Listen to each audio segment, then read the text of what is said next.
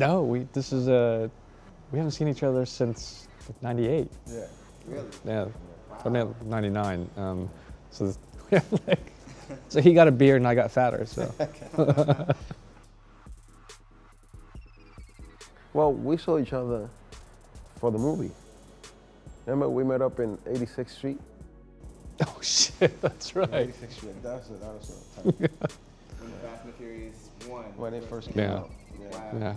Yeah. We didn't think there was going to be like 7. We didn't think We didn't think it was going to be one. 1. I'd been working on a story for the Daily News, which is where I was a reporter at the time.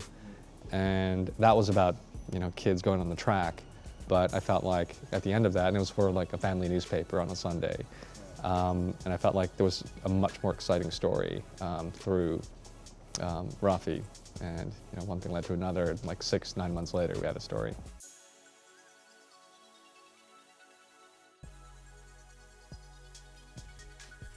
No one could understand why I did the story out here, because at the time, it was booming in Southern California.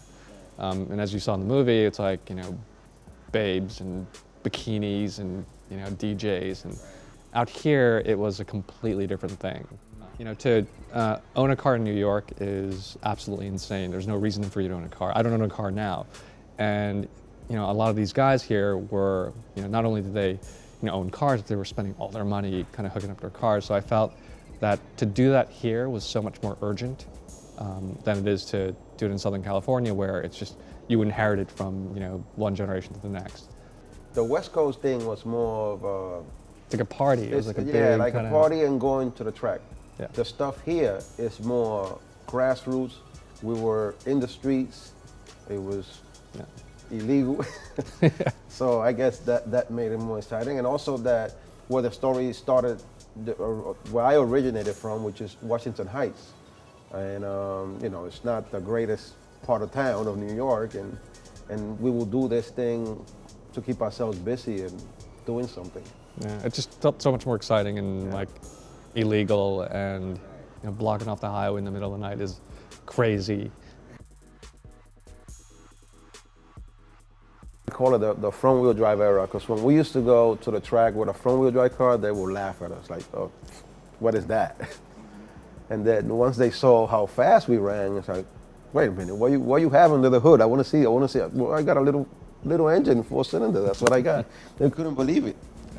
So that was the era where everything, for me, everything started, because we were used to, Camaros, all sorts of Corvettes, all sorts of cars like that, not imports, not little Hondas.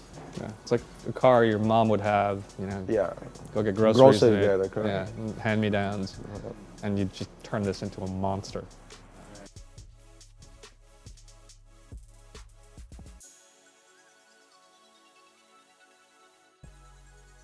Having sat in the car with Rafi through the mile race, it's pretty insane. Yeah, at the end of the story, it's like, we talked about it, I'd seen it, but I never been in a car, so can you give me a drive down?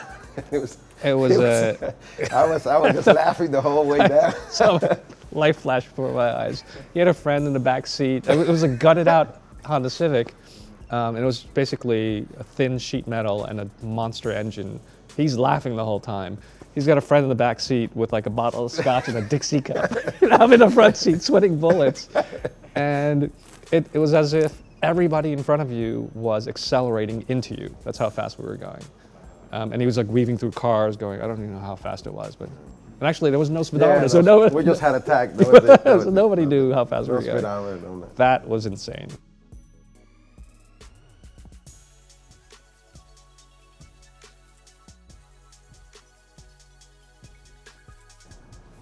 It's funny, yeah. I didn't see any bikinis in New York. It's a funny situation, but then again, it's Hollywood, and Hollywood is always going to be Hollywood, going to make believe scenes and stuff like that. Some of the parts, like on the first movie, were pretty good and pretty legit, and it was stuff that really happened to me, like the part where he goes with the RX-7 and parks in the garage and walks out. Yeah. That was a real thing that happened to me, and we knew about it.